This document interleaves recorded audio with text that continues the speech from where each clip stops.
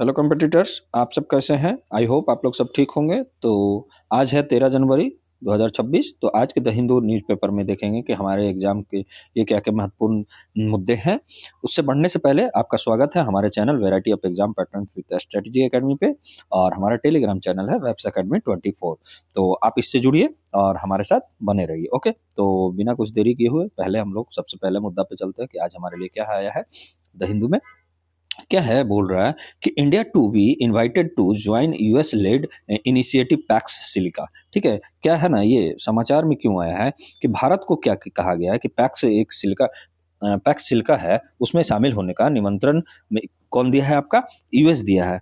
ठीक है, क्यों? अभी जो है ना कि क्या होगा है कि यह अमेरिका का नेतृत्व वाला, मतलब ये पैक्स पैक्स जो सिलिका है, नेतृत्व वाला, मतलब अमेरिका ही इसका नेतृत्व कर रहा है, जो क्या है 8 देशों का समूह है। इसमें क्या होता है, सेमीकंडक्टर जो अर्धचालक और क्रिटिकल जो मिनरल्स होते हैं आर्टिफिशियल इंटेलिजेंस में, ये सहयोग के लिए बनाया गया है। ओके, यह घोषणा जो अभी अमेरिकी जो राजदूत है ना, सर्जिया गोरे गोर सर्जिया गोर, वो अभी क्या है भारत आए हुए हैं, तो वही ये आपका आमंत्रित किए हैं।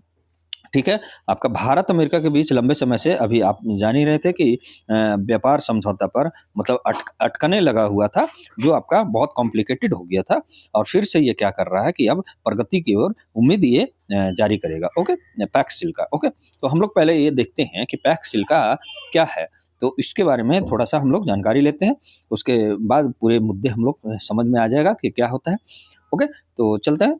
जो पैक्सिल का क्या होता है, देखिए क्या है ना, ये टेक्नोलॉजी आधारित स्ट्रेटेजिक, मतलब ये गठबंधन है। ओके, मतलब टेक्नोलॉजी आधारित रणनीतिक गठबंधन है। इसका उद्देश्य क्या है कि चाइना पर जो निर्भरता है ना, क्रिटिकल मिनरल्स के लिए, सेमीकंडक्टर के लिए, एआई के लिए, तो वो क्या करना है, इसको कम करना है। इसीलिए इसका पहला उद्देश्य है। और क्या है, सुरक्षित और भरोसेमंद जो सेमीकंडक्टर सप्लाई चेन बनाना है इसको, और क्रिटिकल मिनरल्स जैसे लिथियम हो गया, कोबाल्ट आदि के लिए उपलब्धता सुनिश्चित कराना है, और एआई और उभरती तकनीकों में सहयोग इसको बढ़ाना है। क्या है कि पहले जो इसके प्रारंभिक सदस्य थे ना पैक्सिल्का के, वो कौन थे? याद रखिएगा, अमेरिका, जापान, ऑस्ट्रेलिया, दक्षिण Korea, Singapore, UK, Netherlands, Israel और आपका यूएई। ठीक है, जो I2U2 जो है आपका इंडिया इजराइल है, ये, और आपका क्या हो गया, आपका इससे आपका यूएसए हो गया और यूके हो गया, तो इसके भी सदस्य हैं। तो ये इसके बारे में भी आपका एग्जाम में पूछता है, आई का सदस्य कौन कौन है। तो I2U2 का सदस्य हो गया, आई से इंडिया हो गया आपका, सेकंड आई से आपका इजराइल हो गया, और फर्स्ट यू से आपका यूएई हो गया, और सेकंड यू से हो गया आपका यूएस हो गया। ओके, तो ये क्या है, आपका एक सदस्य देश है ये भी।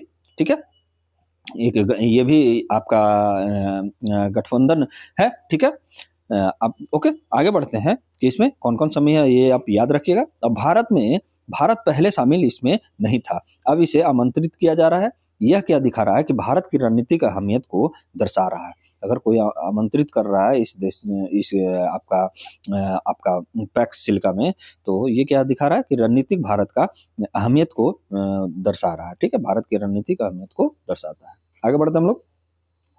भारत के लिए ये क्या महत्व रखता है? तो पहला तो है हमारा कि जो स्ट्रैटेजिक इम्पोर्टेंस है ना, रणनीतिक महत्व जो रहेगा, वो हमारे लिए क्या रहेगा कि भारत को US lead high technology alliance में स्थान मिलेगा। जैसे ये पैक्स सिलिका है, जो एक तरह का अलायंस ही है। ठीक है, उसमें क्या होगा कि इंडो पैसिफिक रणनीति में भारत की भूमिका और भी मजबूत होगा। जब आपके पास टेक्नोलॉजी आएगा, तो आप इंडो पैसिफिक रीजन में भी आप मजबूती से आप रहिएगा। ठीक है, क्योंकि इंडो पैसिफिक क्षेत्र में आपका कहीं ना कहीं यूएस का भी इसमें सहयोग होता है। ठीक है, तो बहुत सारे कंट्री हैं जिसमें जिसमें आपका जापान हो गया, आपका अमेरिका हो गया, ये सब क्या है, आपका इंडो पैसिफिक क्षेत्र में आपका सहयोग और भी बढ़ेगा, और भारत की भूमिका और भी मजबूत होगा।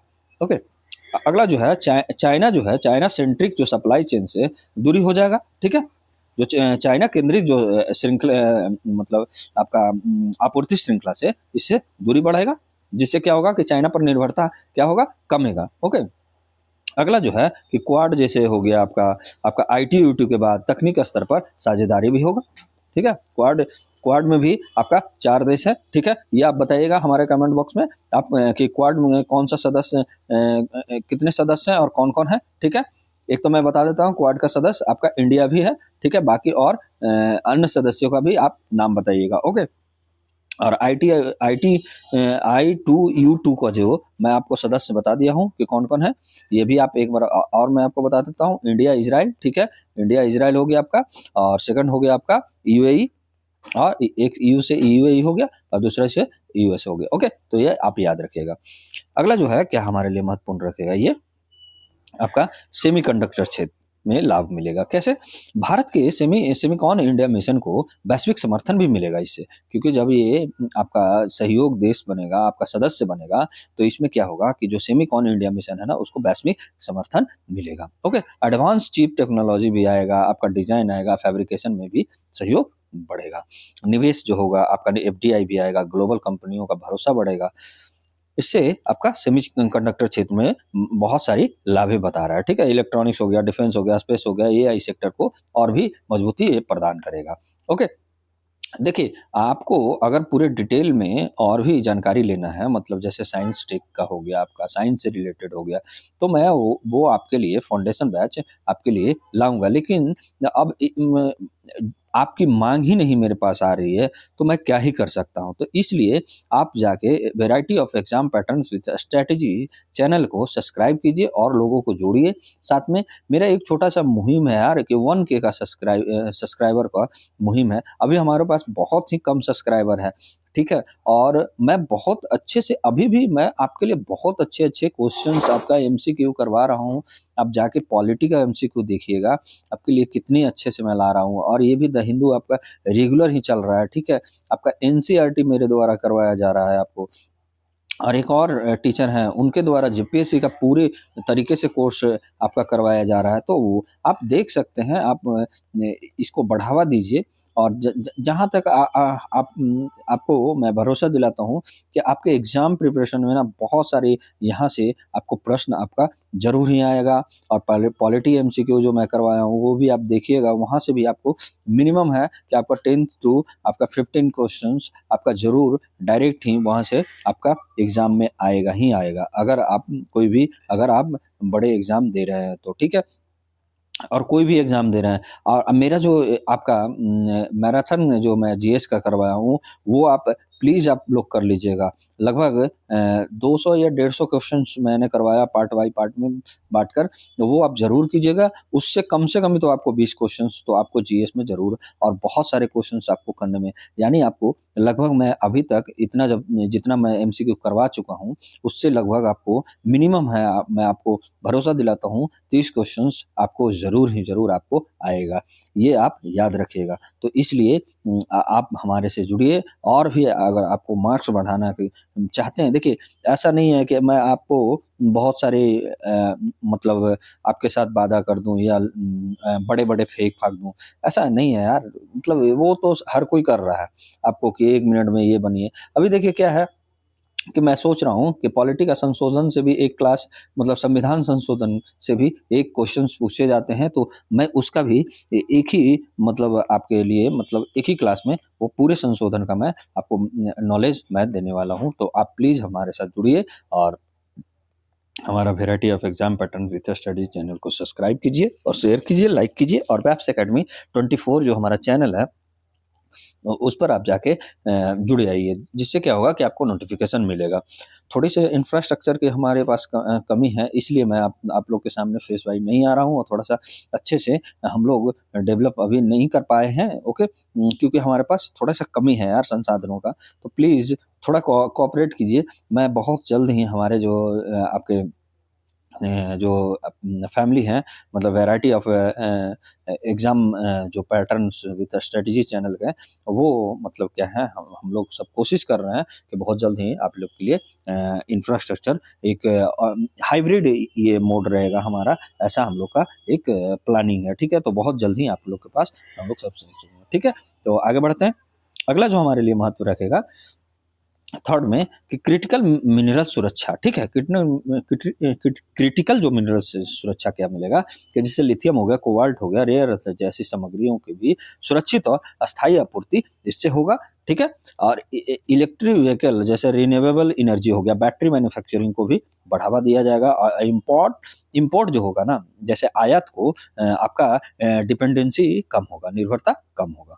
और इससे और क्या होगा, आर्थिक एवं औद्योगिक लाभ क्या होगा कि हाई वैल्यू मैन्युफैक्चरिंग में भागीदारी, भारत की भागीदारी बढ़ेगा, स्किल जॉब होंगे, R&D इकोसिस्टम का विकास होगा, मेक इन इंडिया, आत्मनिर्भर भारत को भी बल मिलेगा, ग्लोबल वैल्यू चैन में आपका क्या होगा, इंटीग्रेशन होगा। ओके, अगला जो हमारा क्या है, पांचवा जो है कि AI उभरती तकनीकों में भी सहयोग मिलेगा, जैसे आर्टिफिशियल इंटेलिजेंस हो गया, क्वांटम कंप्यूटिंग हो गया, इमर्जिंग टेक हो गया, में भी ज्वाइंट रिसर्च करने का मौका मिलेगा।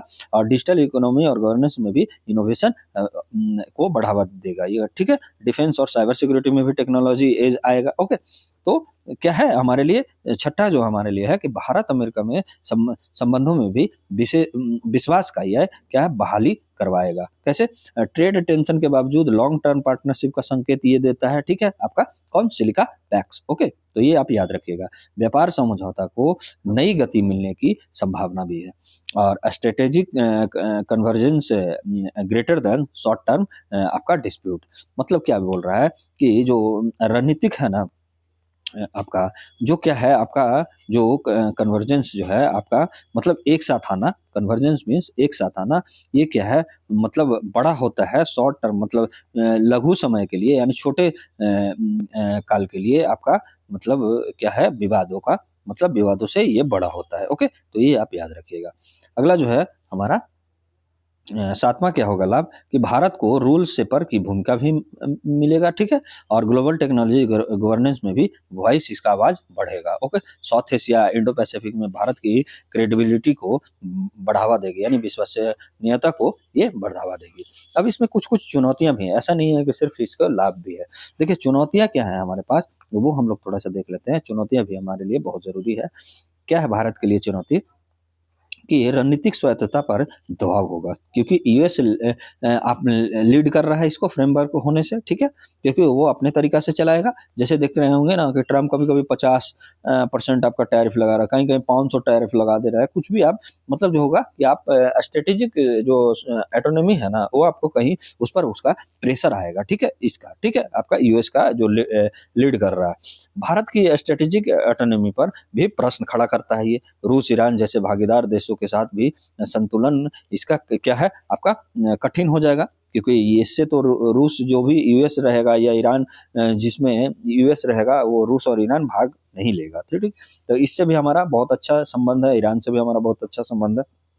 तो कहीं ना कहीं इसके साथ जो बैलेंस है वो कहीं ना कहीं आपका बिगड़ेगा। ओके, गुट निरपेक्ष परंपरा बनाम टेक अलायंस भी बन जाएगा। ओके, तो ये भी आपका कहीं ना कहीं ये क्या है, चुनौती दर्शाता है रणनीति में। ओके, अगला जो हमारा है क्या है कि चीन के साथ जो तनाव की संभावना भी बढ़ेगा। देखिए पैक्स सिलिका जो है ना का अप्रत्यक्ष उद्देश्य क्या है, चाइना कंटेनमेंट करना। ओके, मतलब क्या है कि चाइना पर निर्भरता कम करना। तो उसका बाजार जब आपका कम हो जाएगा, उसका आर्थिक आपका कमी आएगा, तो क्या होगा उसका, उससे कहीं न कहीं आपका चीन के साथ तनाव और भी बढ़ेगा। जैसे सीमा विवाद हो गया, आपका पता होना चाहिए कि आपका काला पानी, लिपुलेख, ये कहीं न कहीं आपका हमारा सीमा विवाद रहता है। आर्थिक निर्भरता भी ये कहीं न कहीं होता है, मतलब कि बहुत सारे, मतलब व्यापार जो होता है कि चाइना से भी हमारा हो रहा है, ठीक है। व्यापार एवं सप्लाई चेन में भी आपका क्या करेगा, रिटेलिटरी रिस्क आपका आएगा। तो ये आपका चुनौती है, आपका सेकंड नंबर। थर्ड क्या है, सेमीकंडक्टर क्षमता की सीमाएं भी है। क्या है कि भारत के पास अभी भी क्या है, एडवांस फैब्रिकेशन टेक्नोलॉजी का अभाव है, स्किल्ड मैन पावर की भी कमी है। इमीडिएट जो है बेनिफिट सीमित हो जाएगा, लॉन्ग टर्म गेंस जो है अधिक है, लेकिन आपका तुरंत जो है आपका सीमित है। क्रिटिकल मिनरल्स पर भी भारत मतलब निर्भरता इसका क्या रहेगा, बनी रहेगा। कैसे, भारत के पास जो है ना सीमित घरेलू रिजर्व है, ठीक है। और माइनिंग और प्रोसेसिंग जो इंफ्रास्ट्रक्चर है वो भी भारत के पास कमजोर है। और इन्वायरमेंटल जो क्लियरेंस है और स्थानीय विरोध भी होता है, ठीक है। ओके, कहीं खनन आप करने गए ये वो, तो मतलब क्या होता है कि स्थानीयों के द्वारा ये कॉम्प्लिकेटेड बन जाता है। ओके, तो आप इस चीज को भी आप साथ साथ में क्या होता है ना कि आपको जब क्वेश्चन आंसर लिखना रहता है तो आपको आलोचनात्मक रूप से आपको इसको व्याख्या करने अगर बोल देगा तो आप क्या कर दिएगा, आपका आलोचना भी यानी चुनौतियां भी वहां पे देना पड़ेगा कि किस किसी है। तो इसीलिए मैं आपको इस वे में पढ़ाता हूँ, ठीक है। और ऐसा नहीं है कि देखिए, ऐसा है कि सिर्फ यूपीएससी में नहीं, अब जो है क्वेश्चन जो है ना मेंस में आपका बीपीएससी हो गया या जेपीएससी हो गया, यूपीपीसीएस हो गया। यूपीपीसी तो यूपीएससी के लेवल मतलब उससे एक ग्रेड नीचे ही है, बाकी नहीं तो बहुत हाई लेवल का चला गया है, ठीक है। तो आपको इससे क्या होगा ना, आप अपने क्वेश्चंस को आप बेहतरीन तरीके से आप लिख सकते हैं। तो प्लीज़ आप मेरे साथ जुड़िए और अपना एग्जाम को और भी बेहतर बनाइए। ओके, ज़्यादा भी मेरा टाइम नहीं रहता है, 40 से 50 मिनट कभी कभी होता है, ठीक है। तो ये आप जुड़िए, ठीक है। आगे बढ़ते हैं हम लोग। आपका पांचवा का होगा कि ट्रेड एंड आईपीआर से भी जुड़ी शर्तें हैं। जैसे अमेरिका द्वारा क्या होता है कि आईपीआर जो होता है ना, इंटेलेक्चुअल प्रॉपर्टी राइट्स होता है, पर करे दबाव बन जाता है, ठीक है। डाटा लोकलाइजेशन बनाम डाटा शेयरिंग का भी विवाद बढ़ता है। एमएससीबी पर भी क्या होता है, उस पर अनुपालन का बोझ भी बढ़ता है इससे, ठीक है। अब क्या है इसमें छठा भी क्या है कि क्या है कि घरेलू नीति और वैश्विक नियमों का भी टकराव हो जाता है। जैसे आप सब सब्सिडी दिया जाता है पीएल स्कीम के तहत, तो उस पर क्या होता है ना कि डब्ल्यूटीओ और यूएस का आपका ऑब्जेक्शन लगाता है, ठीक है। इन्वायरमेंटल हो गया, लेबर स्टैंडर्ड से जुड़ी शर्तें। हमारे देश में इन्वायरमेंटल और लेबर स्टैंडर्ड अलग है और बाकी मतलब वैश्विक स्तर पर अलग है। तो ये से भी क्या होगा कि कहीं ना कहीं ये विवाद बन सकता है। ओके, पॉलिसी स्पेस का भी संकुचन होगा। ओके, एआई और डाटा सुरक्षा जोखिम भी आएगा। जैसे देखिए क्रॉस बॉर्डर डाटा फ्लो करेगा तो कहीं ना कहीं ये क्या होगा कि लोगों का जो एक पर्सनल निजता का अधिकार का भी हनन हो सकता है। तो ये भी कहीं ना कहीं मुद्दा, संवैधानिक मुद्दा भी यहाँ पे उठ के आ रहा है। और लोगों का डेटा जब फ्लो करेगा तो आपका कहीं ना कहीं आतंकरोधी जो हम लोग काम करना है वो कहीं ना कहीं आतंकी गतिविधि भी बढ़ सकता है। प्राइवेसी और साइबर सिक्योरिटी से भी जुड़े खतरा है और एआई गवर्नेंस में ग्लोबल नॉर्म्स का भी दबाव बढ़ेगा।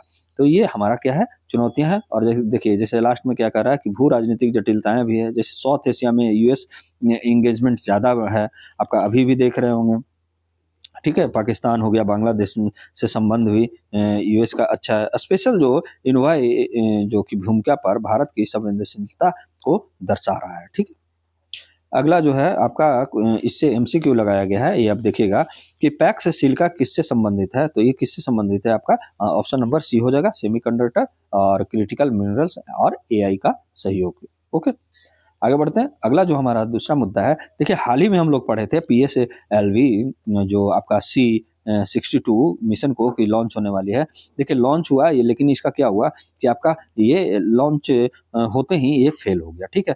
क्योंकि इसका जो थर्ड स्टेज जो है ना, थर्ड स्टेज में जैसे देखिए क्या होता है कि ये पीएसएलवी जो है आपका, पीएसएलवी में आपका क्या होता है कि जो रॉकेट बना रहता है ना, इस तरीके से होता है, ठीक है। ठीक है, तो ये पहला stage, second stage, third stage, fourth stage, ठीक है। और इस पे क्या रहता है, आपका रॉकेट रहता है, ठीक है। तो ये रॉकेट रहता है जिसमें क्या जा रहा था, सॉरी सैटेलाइट रहता है। इसमें क्या था कि पीएसएलवी 662 के साथ साथ 15 सैटेलाइट और भी अन्य मतलब देशों का जा रहा था, ठीक है। तो इसमें फर्स्ट में क्या रहता है, आपका सॉलिड रहता है, ठीक है। सॉलिड ईंधन रहता है, इसमें ये आपका लिक्विड ईंधन रहता है और ये फिर सॉलिड रहता है और फिर ये आपका लिक्विड रहता है। तो इस तरीके से ये क्या होता है, बूस्टअप करता है। तो यहाँ तक तो सही था, ये भी लिक्विड, ये भी लिक्विड वाला सही है। लेकिन सॉलिड वाला जो फ्यूल था ना, वहाँ पे क्या हुआ, थर्ड स्टेज में ये कहीं ना कहीं इसका मतलब क्या हो गया, तीसरे चरण मतलब फेल कर गया। तो ये मुद्दा है। ओके, हम लोग पहले भी पढ़ चुके हैं। ओके, तो देखते हैं कि पीएसएलवी 60 मिशन जो सोमवार को असफल रहा। मिशन में जो अर्थ और ऑब्जर्वेटरी जो सैटेलाइट जा रहा था, ये क्या था, अर्थ ऑर्बिटेशन ऑब्जर्वेशन जो सैटेलाइट जा रहा था वो क्या था, N1।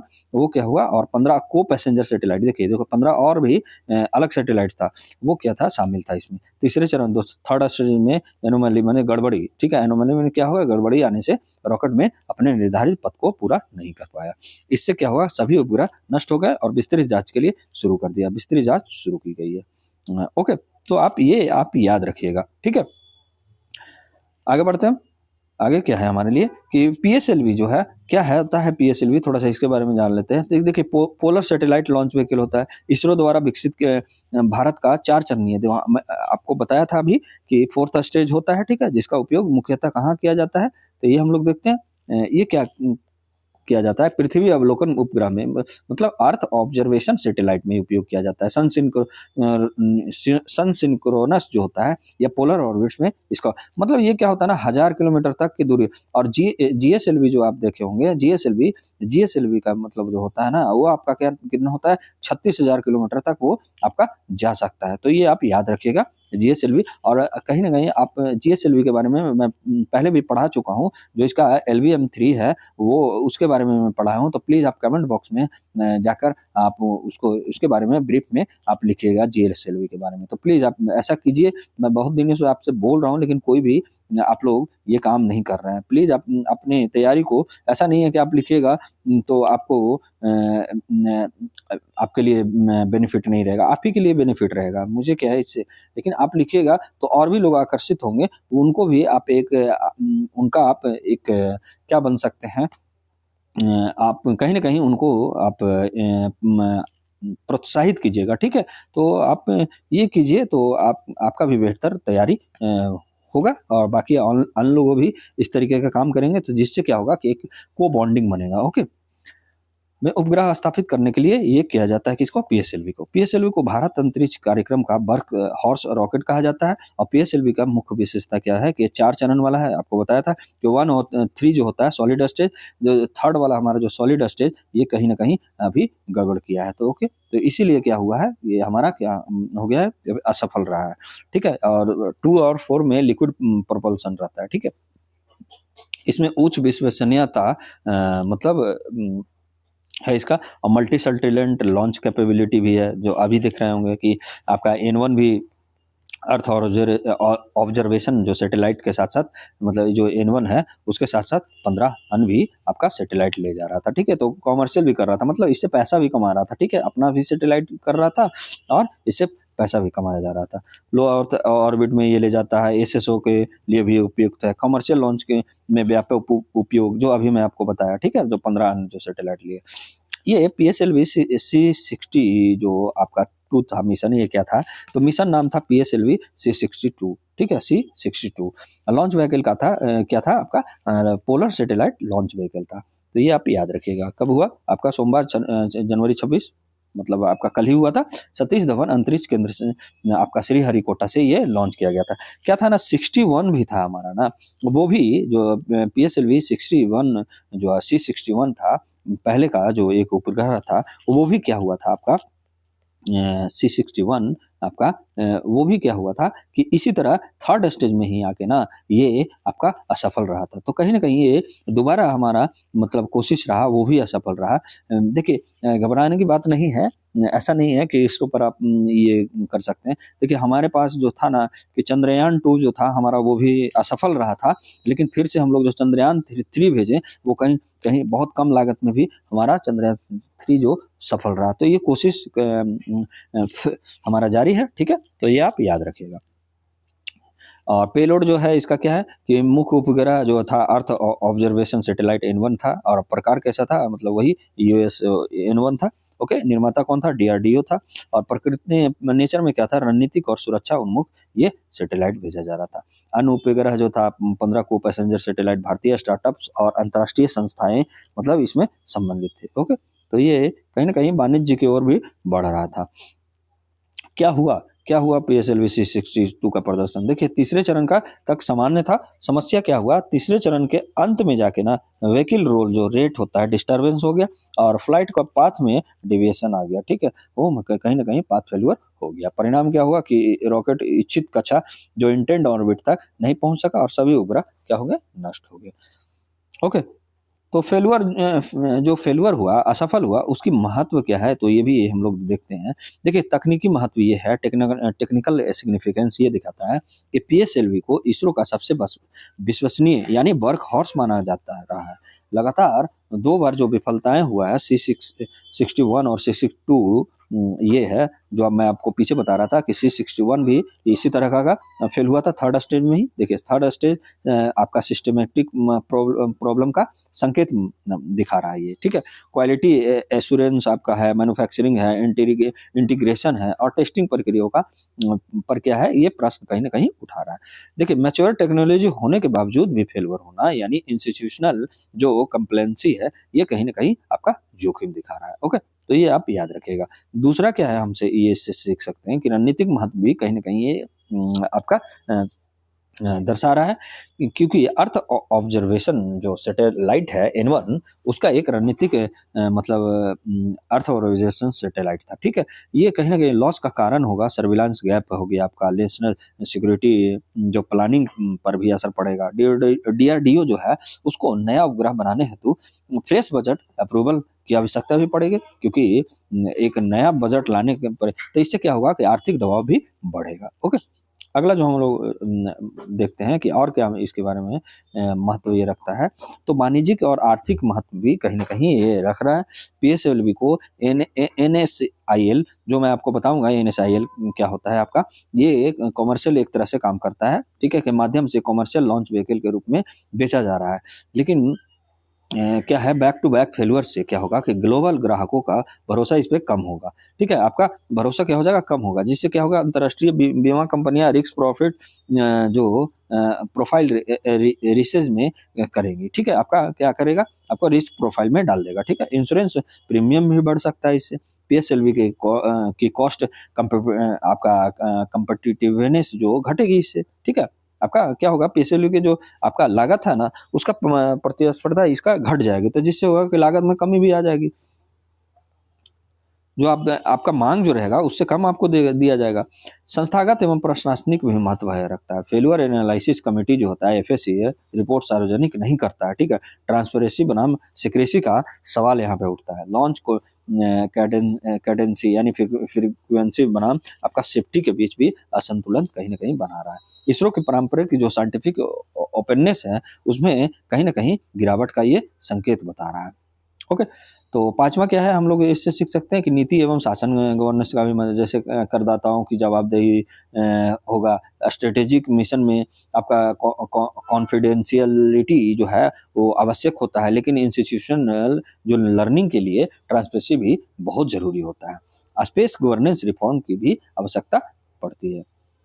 छठा का होगा कि हमारा जो ग्लोबल इमेज है वो कहीं ना कहीं ये आपका उसके लिए भी ये महत्व रखता है। Bharat net provider in space बनना चाहता है, ठीक है, लेकिन हमारा क्या होगा, जब PSLV जब फेलुअर हो गया तो क्या होगा, कहीं ना कहीं ये रिलायबिलिटी परसेप्शन को कहीं ना कहीं नुकसान ये पहुंचाएगा, और इमर्जिंग न्यू स्पेस इंडिया की जो विश्वसनीयता है उस पर भी, क्रेडिबिलिटी पर भी कहीं ना कहीं ये बुरा असर पड़ेगा। ओके, अब इसका सकारात्मक पक्ष यही है जो मैं आपको बताया था कि फेल्यूर से क्वालिटी सिस्टम को पुनर्गठित करने का अवसर भी मिल रहा है, ठीक है। PSLV प्रोग्राम में आपका करेक्टिव नॉर्म्स भी है। साथ ही क्या है कि LVM-3 की बढ़ती आपका रिलायबिलिटी से ओवरऑल जो है इसरो की कैपेबिलिटी बनी हुई है। LVM-3 जो है ना हमारा बहुत ही उच्च तकनीक वाले हैं। अब यहाँ पे मैं आपको बोला था कि रोल मतलब जो न्यू स्पेस इंडिया लिमिटेड है जिसको NSIL बोला जा रहा था, उसकी भूमिका क्या है। तो पहले तो देखते हैं कि न्यू स्पेस इंडिया लिमिटेड क्या होता है, ठीक है ना। ये क्या है, भारत सरकार की कंपनी है, ठीक है। PSU है, ठीक है, पब्लिक सेक्टर कंपनी है, ठीक है। ये क्या है, सॉरी CPSU है, ठीक है, CPSE है। ओके, तो ये क्या है आपका सेंट्रल पब्लिक सेक्टर जो है आपका, ठीक है। अधीन किसके है, डिपार्टमेंट ऑफ स्पेस के है। ये क्या है, भूमिका है इसका जो क्या है, इसरो की कॉमर्शियल आर्म इसको बोला जाता है। किसको कॉमर्शियल आर्म किसको बोला जाएगा, अगर क्वेश्चन बनेगा कि इसरो की कॉमर्शियल आर्म किसको बोला जाता है तो न्यू स्पेस इंडिया लिमिटेड को, जिसको शॉर्ट फॉर्म में NSIL कहा जाता है।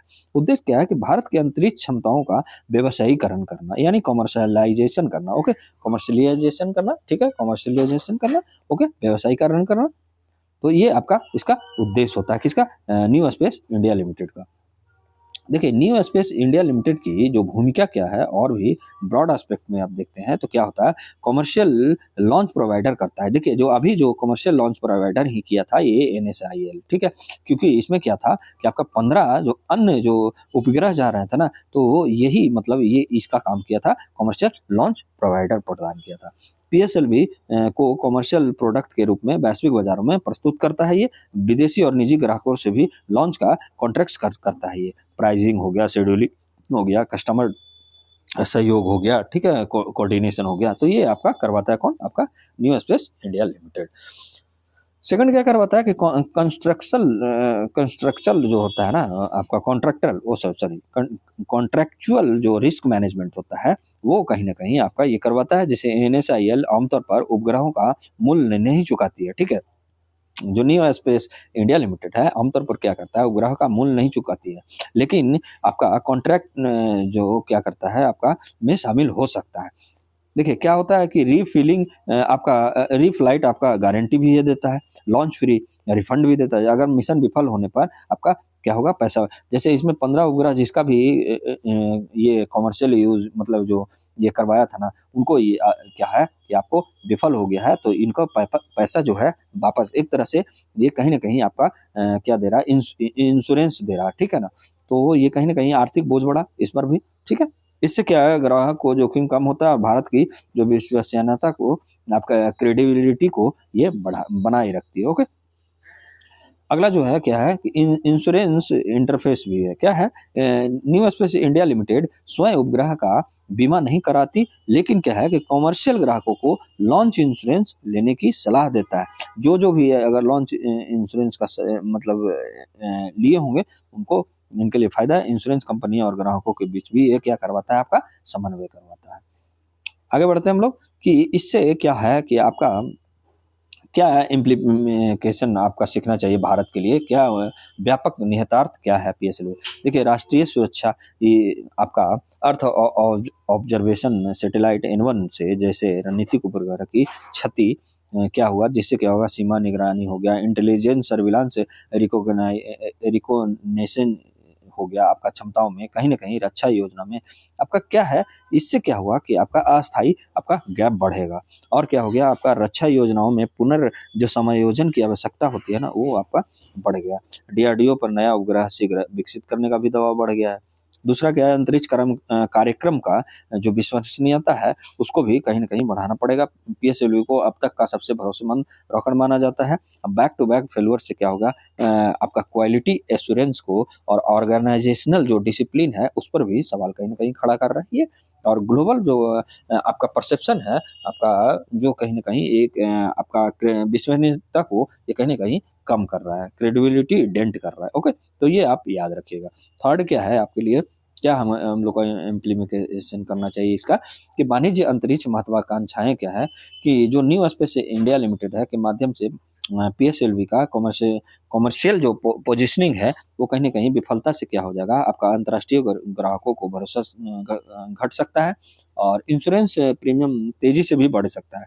पीएसएलवी की कॉस्ट कम्पिटिटिवनेस जो है वो भी कमेगा। Okay, new space India ecosystem पर नकारात्मक असर पड़ेगा। फोर्थ हमारे लिए क्या है कि आर्थिक प्रभाव भी पड़ेगा।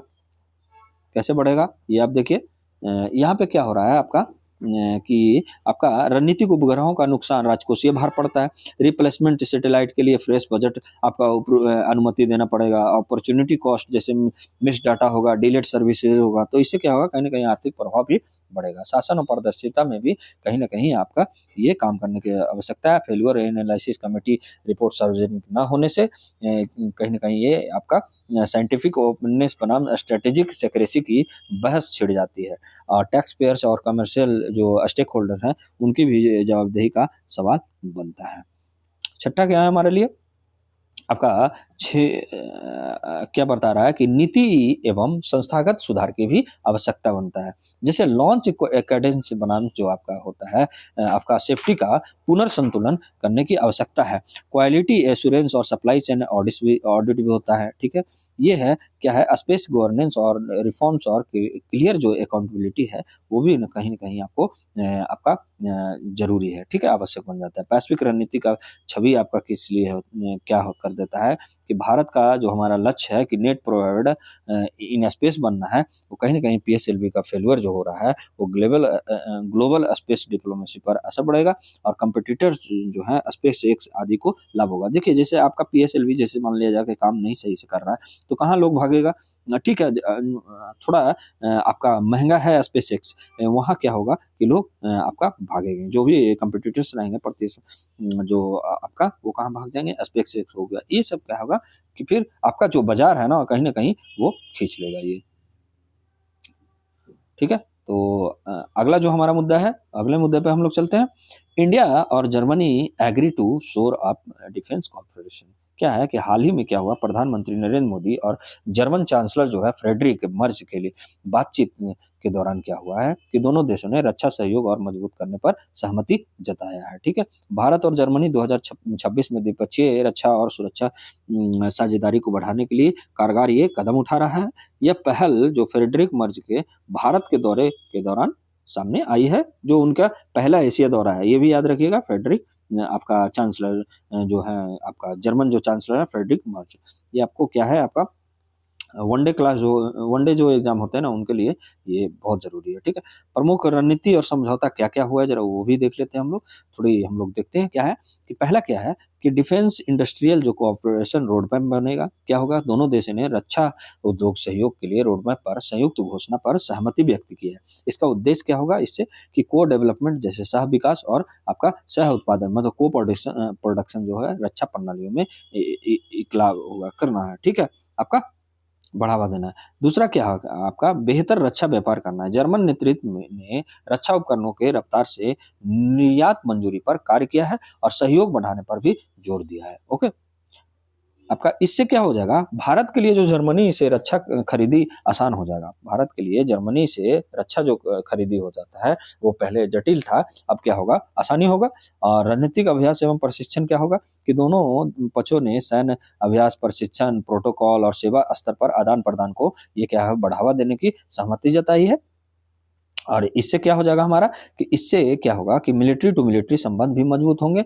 और इस रक्षा मतलब समझौता के अलावा दोनों देशों ने 19वीं द्विपक्षीय समझौता पर भी हस्ताक्षर किया है, जिनमें रक्षा हो गया, व्यापार हो गया, क्रिटिकल टेक्नोलॉजी हो गया, सेमीकंडक्टर आदि भी शामिल है। तो ऑन और भी अन्य मतलब 19 एग्रीमेंट और भी किया गया है, बायलैटरल आपका एग्रीमेंट। यह साझेदारी सब अब जो है आप सांप्रदायिक नहीं बल्कि एक रणनीतिक और आर्थिक स्तर पर गहन है। ठीक है, तो ये भी आप याद रखिएगा।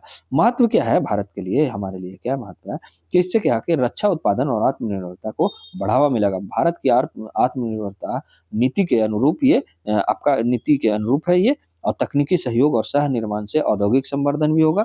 और क्या होगा, आपका संभावित जो विमान है, आपका समुद्री प्रणाली है, यूएवी है, जो मतलब ड्रोन है, इलेक्ट्रॉनिक्स आदि में प्रौद्योगिकी की आपका टेक्नोलॉजी का आपका ट्रांसफर संभव है, हस्तांतरण संभव है। ठीक है, इससे रक्षा लागत कम और स्थानीय क्षमता में भी वृद्धि होगी। यह क्या होगा कि भारत के रक्षा उत्पादन ढांचे का आत्मनिर्भर और प्रतिस्पर्धी बनाएगी। ओके, दूसरा क्या है कि वैश्विक सुरक्षा एवं भू राजनीतिक संतुलन को भी ये क्या करेगा, कहीं ना कहीं मजबूत करेगा। कैसे, जर्मनी का भारत के साथ रक्षा सहयोग यूरोप में भारत के प्रति भरोसा दर्शा रहा है। ठीक है, चीन उन्मुखी जो है आपका रणनीतिक और अस्थिर वैश्विक सुरक्षा स्थिति में ये आपका लाता है। ठीक है, भारत जर्मनी साझेदारी एक नई दिशा देती है। दोनों देशों मिलकर अब इंडो पैसिफिक जो क्षेत्र में स्थिरता हेतु सहयोग कर सकते हैं। जैसे आपका मेहर engagement in joint exercise logistic agreement. Okay, तो अरेंजमेंट सॉरी। ओके, तो ये आप याद रखिएगा। अगला जो है हमारा थर्ड जो है हमारा क्या है कि रक्षा व्यापार आपका निर्यात करेगा। कैसे, आपका सहयोग से दोनों देशों को दुनिया भर रक्षा के बाजार में मतलब रक्षा बाजारों में अवसर मिल सकता है। भारत की रक्षा निर्यात क्षमता में वृद्धि का मार्ग भी इससे खुल सकता है। ओके, अगला जो हमारे लिए क्या है इम्पोर्टेंस है कि संयुक्त तकनीकी का उन्नति भी होगा। जैसे उन्नत रक्षा प्रणाली आएगा, सेंसर आएगा, एवियोनिक्स आएगा, आपका सोफिस्टिकेटेड जो सिस्टम में क्या होगा आपका क्या होगा कि टेक्नोलॉजी साझेदारी और R&D को भी बढ़ावा मिलेगा। साझेदारी से क्या होगा, R&D को भी बढ़ावा मिलेगा। संयुक्त विकास से दोनों देशों का क्या होगा, अनुसंधान जो नेटवर्क होगा ना वो कहीं ना कहीं मजबूत होते दिखाई देगा। ओके, तो भारत जर्मनी का थोड़ा सा संबंध भी हम लोग देख लेते हैं कि क्या है संबंध। तो इसमें पहले देखते हैं कि ऐतिहासिक संबंध हमारा क्या है। ऐतिहासिक पृष्ठभूमि, भारत जर्मनी के राजनयिक जो संबंध है ना 1951 से माने 1951 से ही आपका स्थापित हुआ था। जर्मनी भारत का यूरोप में सबसे महत्वपूर्ण आर्थिक एवं तकनीकी साझेदार है। दोनों देश लोकतांत्रिक मूल्य पर काम करते हैं, रूल बेस्ड इंटरनेशनल ऑर्डर में विश्वास रखते हैं।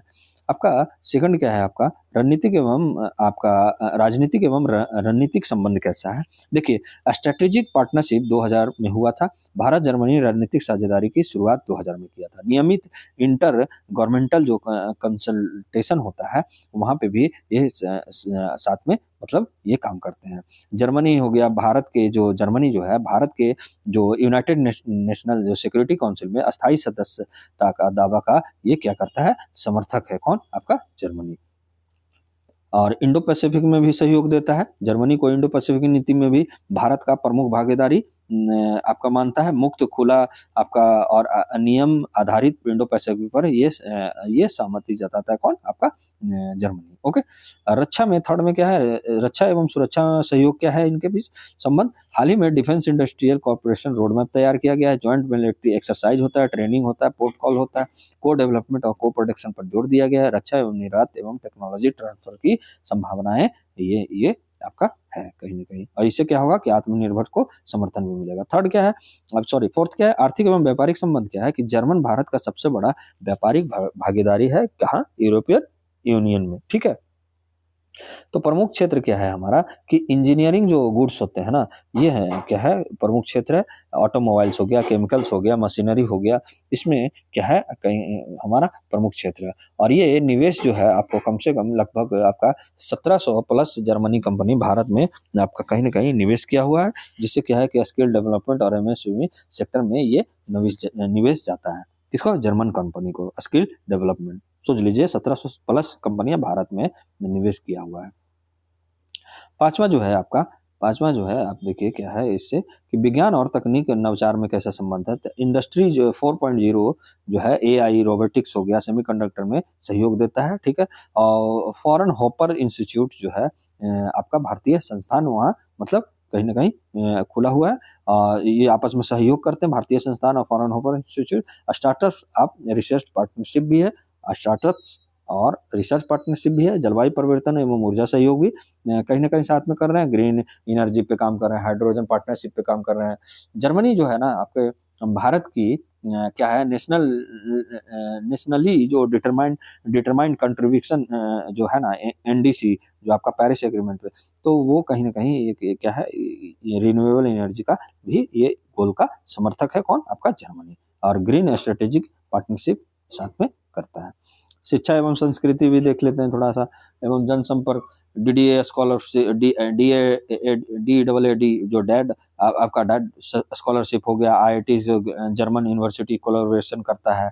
स्किल इंडिया वर्कफोर्स जर्मनी की एजिंग पॉपुलेशन के लिए अहम है। वैश्विक मंचों पर भी सहयोग करता है, जैसे G20 हो गया आपका, यूनाइटेड नेशन हो गया, WTO रिफॉर्म्स हो गया, क्लाइमेट नेगोशिएशन पर ये बात करता है। ओके। तो ये हमारे लिए इतना महत्व रखता है। अगला जो हमारे लिए मुद्दा है कि आपका निपाह वायरस न्यू अलर्ट। ठीक है। क्या हुआ ना कि पश्चिम बंगाल में निपाह वायरस के मतलब 2 नया मरीज मिला है। ठीक है। और दोनों जो क्या है ना कि आपको हॉस्पिटल में काम करने वाला यानी नर्स थे। और ये कब मिला है, 11 जनवरी 2026 को आईसीएमआर और एम्स जो कल्याणी की वायरस रिसर्च एंड डायग्नोस्टिक जो है डायग्नोस्टिक जो लेबोरेटरी में पहचान की गई है। इस सूचना के बाद केंद्र और राज्य दोनों हाई अलर्ट पर है। ठीक है। इतना क्यों हम मतलब है, क्या है निपाह वायरस, जरा देखते हैं। निपाह वायरस जो होता है ना आप एक जेनेटिक वायरस है, यानी ये जानवर से इंसान में फैलता है।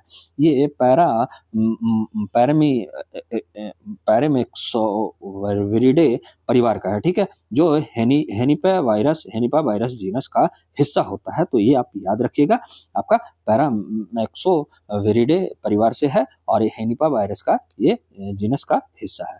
पहला जो मामला आया था आपका 1999 में आपका कहाँ हुआ था, ये भी आप याद रखिएगा। पहला जो मामला आया था आपका 1998 से 99 में मलेशिया और सिंगापुर में दर्ज हुआ था। ये आपका निपाह वायरस का। आज का इसका प्रकृति जो होस्ट करता है फल खाने वाला चमगादड़ जो होता है, जिसको फ्रूट बैट कहते हैं, और पेट्रोपस स्पीसीज जो होता है वो इसको फैलाता है। तो ये भी याद रखिएगा, डायरेक्ट आपसे पूछेगा कि निपाह वायरस कौन फैलाता है, तो ये कहीं ना कहीं क्वेश्चन आ चुका है। तो फ्रूट बैट्स या जो पेट्रोपस जो स्पीसीज का है वो फैलाता है, तो ये भी आप याद रखिएगा। संक्रमण का तरीका क्या होता है आपका, जानवर से इंसान तक फैलता है, ठीक है। संक्रमित चमगादड़ फल या उसके रस को सेवन कर लेते हैं और सुअर या अन्य जानवरों से संपर्क आ जाता है। इंसान से इंसान में कैसे फैलता है, श्वसन आपका ड्रॉपलेट के माध्यम से भी फैल सकता है। संक्रमित व्यक्तियों के निकट से संपर्क से भी ये क्या होगा, फैल सकता है। लक्षण क्या है आपका इसमें, कि प्रारंभिक लक्षण 3 से 4 दिनों के इंक्यूबेशन पीरियड के बाद क्या होता है, बुखार आ जाएगा, आपका गले में खराश आ जाएगा, सिर दर्द होगा, थकान होगा। और गंभीर जो लक्षण होता है, जो मस्तिष्क का सूजन होता है, जिसको इंसेफ्लिटिस बोला जाता है। तो मस्तिष्क का सूजन होगा, भ्रम हो जाना लगेगा, दौर पड़ने लगेगा। एक्वेट रिस्पिरेटरी जो डिस्ट्रेस आने लगा। मृत्यु दर इसमें क्या होता है कि 40 से 75% के बीच इसमें क्या है कि आपका मृत्यु दर है। ये भी आप याद रखिएगा। उपचार क्या है इसके लिए, उपचार जो है हमारे लिए कि कोई विशेष एंटीवायरल दवा या वैक्सीन व्यापक रूप से उपलब्ध नहीं है, इसीलिए हमारे लिए ये बहुत खतरनाक है, ठीक है। तो इसीलिए अलर्ट जारी कर दिया है 2 ही मिलने के बाद। ओके, मुख्यतः क्या होता है कि सपोर्टिव केयर जो होता है, आईसीयू में देखभाल होना, रेस्पिरेटर जो हो रहा है, फ्लूइड्स है, सिम्टम्स है, ये मैनेजमेंट किया जाता है। संक्रमित व्यक्ति को आइसोलेशन में रखा जाता है। भारत में स्थिति क्या है, भारत में स्थिति है कि पहली बार ये भारत में 2001 में कोलकाता, वेस्ट बंगाल और 2007 में सिलीगुड़ी में मामला आया था। मुख्य रूप से ये पश्चिम बंगाल और केरल प्रभावित क्षेत्र में होता है। हाल ही में क्या होगा कि पश्चिम बंगाल 2026 में अलर्ट जारी हुआ, जो 2 संदिग्ध मरीज मिले, अभी नर्स स्वास्थ्यकर्मी जो थे। ओके, अब क्या है कि सरकारी और स्वास्थ्य प्रतिक्रिया क्या है, केंद्र सरकार national joint outbreak response team तैनात कर दिया है, राज्य सरकार अपना ये भी सर्वेलांस कर रहे हैं। डब्ल्यूएचओ ने इसे हाई प्रायोरिटी पैथोजन सूची में रखा है। सर्विलांस और रैपिड टेस्टिंग के लिए एम्स हो गया, एनआईवी पुणे हो गया, आदि प्रयोगशाला सक्रिय है, ठीक है। तो ये हमारा आज का मुद्दा जो है आपके लिए एमसीक्यू लगा गया है कि निपाह वायरस आपका कि मुख्य प्राकृतिक मेजबान जो नेचुरल होस्ट होते हैं, मेजबान करने वाला कौन है, तो ये कौन सा है आपका फ्रूट बैट है, ठीक है। तो ये आप ऑप्शन नंबर हमारा बी हो जाएगा। और इसका क्या है कि नीव जो एनआईवी जो होता है मुख्य रूप से पेट्रोपस स्पीसीज के चमगादड़ में पाया जाता है। तो ये आप याद रखिएगा, चमगादड़ से इंसान और यह सुअर के माध्यम से फैलता है। तो सुअर कभी इंटरमीडिएट जो होस्ट के रूप में काम कर सकता है, लेकिन नेचुरल रिजर्वायर जो है आपका कौन है, आपका चमगादड़ है। तो ये आप याद रखिएगा। तो आपको कैसा लगा आज का क्लास, तो आप जरूर बताइएगा कमेंट बॉक्स में, ठीक है। तो आपका अपना फीडबैक जरूर दीजिएगा। हमारा एक छोटा सा मुहिम है 1K का आपका सब्सक्राइबर का, तो प्लीज़ आप इसे शेयर कीजिए और सब्सक्राइब कीजिए और हमारे साथ बने रहिए। आज के लिए बस इतना ही। जय हिंद, जय